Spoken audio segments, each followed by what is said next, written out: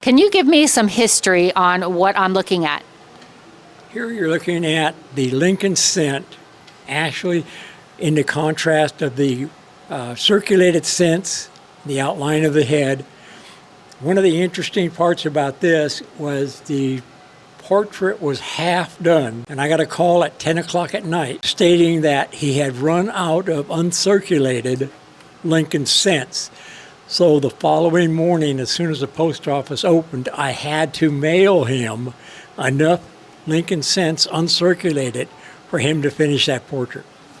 And him is Dan Blanton, our fabricator, correct? Yes. And when we talk about uncirculated coins, we are talking about these shiny pennies that you see here, meaning that they haven't been touched by human hands. But we also have some other fascinating stuff going on. What are we looking at down here? You put that in after I can't see it. Okay, so there's a nice little blooper for you. All right, well, so we're talking about basically the cents that were minted during the World War II when they had to take copper out of the material available for making the penny, and they had to actually use steel. So these are some steel pennies here. I apologize for putting you on the spot like that, Dad. We also have behind us some very interesting holders of the pennies. I don't know if you all have gone into the store and you've seen these little holders for you to be able to put your coins in. They've got big ones for all of the quarters that have all the different states on it. And here we have all of the pennies from the different years, but also the different places that they were actually minted. So can you tell us a little bit more about this? Well, these are the basic for collectors. This is where most everybody has started collecting, myself included. When I was like 8 years old, what you would do is you look through bags of pennies and you would try to find one from each and every year, one from each and every mint. You would put them in boards like this. Unfortunately, the boards would bleed through and actually turn the pennies into different colors. Depending upon what board they were, what the composition of the board was, it was different color that penny would turn to. But these are basically the collectors starting. This is where most everybody collected were started.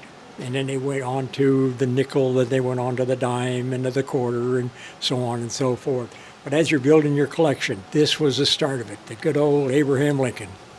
Yeah, I always wanted to collect the penny because really the penny was, well, just a penny, and it was probably the easiest one to collect, and you could always find them laying around on the ground and you just pick up the penny. So behind us, though, you see these pennies actually were from the visitors of the National Museum of Funeral History. They would come into the museum, they would see this here, it's actually open. You could put your hand into your pocket, pull out your handful of coinage, and look to see if you had one of the pennies in your pocket that we are still looking for. So really and truly, this has been filled by our visitors. And we've also had wonderful visitors of the museum mail us a handful of pennies and say, here, these are the pennies I have for these specific dates. They actually would go home and look through all their pennies because they were trying really hard to help us fill our card. And actually, further behind you, Larry, we have they're encased, right? So these are encased. Why do we have these completely encased? These are worth a little bit more, and we don't want them to accidentally walk off. So we do encase the most valuable of the coins. And as you can see up there, we have some of the valuable coins donated by the Hoefer family, Larry himself, as well as the estate of Maxine Black McClenny. And we want to thank them for their donations to some of the higher value coins that are hard to come by. So, we really hope that you get a chance to, one, come out to the National Museum of Funeral History. Two, if you can't get out here to the National Museum of Funeral History, check out our virtual tour that you can get online. Three, like us, follow us on our YouTube channel, which is NMFH TX, as well as check out our podcasts, The Final Curtain Never Closes.